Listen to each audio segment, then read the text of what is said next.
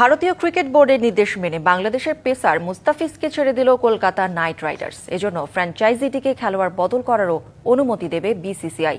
গুয়াহাটিতে BCCI এর সচিব দেবজিৎ সাইকিয়া ভারতের বার্তা সংস্থা ANI-কে বলেন, সাম্প্রতিক ঘটনার কারণে বিসিসিআই KKR ফ্র্যাঞ্চাইজিকে এমন নির্দেশ দিয়েছে। আশঙ্কাই হলো সত্যি। রাজনৈতিক উত্তেজনার বড় আঘাত লাগলো বাংলাদেশ ভারত ক্রিকেটীয় সম্পর্কে। বাংলাদেশকে ঘিরে ভারতের চলমান অস্থিরতায় নতি স্বীকার করলো বিসিসিআই।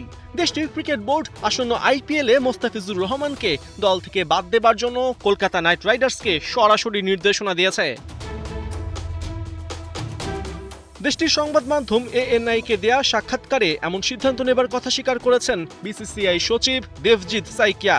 জানিয়েছেন, সাম্প্রতিক পরিস্থিতি বিবেচনায় মোস্তাফিজকে স্কোয়াড থেকে ছেড়ে দেবার জন্য কলকাতা নাইট রাইডার্সকে নির্দেশনা দেওয়া হয়েছে। বিসিসিআই থেকে এটাও জানানো হয়েছে, কলকাতা চাইলে মোস্তাফিজের রিপ্লেসমেন্ট নেবার অনুমতিও তাদের দেয়া হবে। এদিকে বিসিসিআই নির্দেশনা পাবার পর কলকাতাও দ্রুতই সামাজিক যোগাযোগ মাধ্যমে জানিয়ে দেয়, আসন্ন BPL-এ মোস্তাফিজুর রহমানকে তাদের স্কোয়াড থেকে ছেড়ে দেওয়া হয়েছে। বেশ কদিন ধরেই বাংলাদেশে হিন্দুদের ওপর অত্যাচার হচ্ছে এমন অভিযোগ জানিয়ে আসছে ভারতের বিভিন্ন রাজনৈতিক দল ও ধর্মীয় সংগঠন। দেশটির শিবসেনা নেতা সঞ্জয় নিরুপম সরাসরি মোস্তাফিজকে টার্গেট হিসেবে উল্লেখ করেছেন।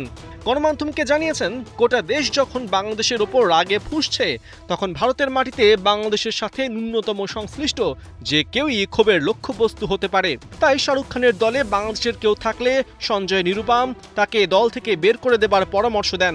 এটা নাকি শাহরুখের জন্যই ভালো হবে, একই সাথে দেশের স্বার্থ রক্ষা পাবে।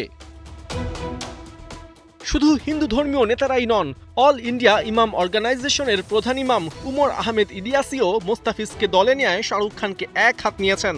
বলিউড তারকার দিকে প্রশ্ন ছুড়ে দেন, বাংলাদেশে ঘটা নৃশংসতা নিয়ে তিনি কি কিছুই জানেন না?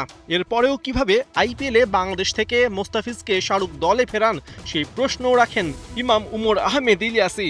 এ সময় জাতির কাছে শাহরুখ খানকে ক্ষমা চাওয়ার আহ্বানও জানান। এদিকে শুধু বিজেপি নয়, বিরোধী দল কংগ্রেসও একাট্টা মোস্তাফিজকে বয়কটের প্রশ্নে। বাংলাদেশি ক্রিকেটারদেরকে কে নিলামের পুলে জায়গা দিল সেটাও জানতে চেয়েছেন কংগ্রেস নেত্রী সুপ্রিয়া শ্রীনাথে। এজন্য দেশটির স্বরাষ্ট্রমন্ত্রী বিজেপি নেতা অমিত শাহর ছেলে ICC চেয়ারম্যান জয় শাহর দিকে আঙুল তুলেছেন তিনি। IPL-এ 2016 থেকে মোট 8টা সিজন খেলেছেন মোস্তাফিজ।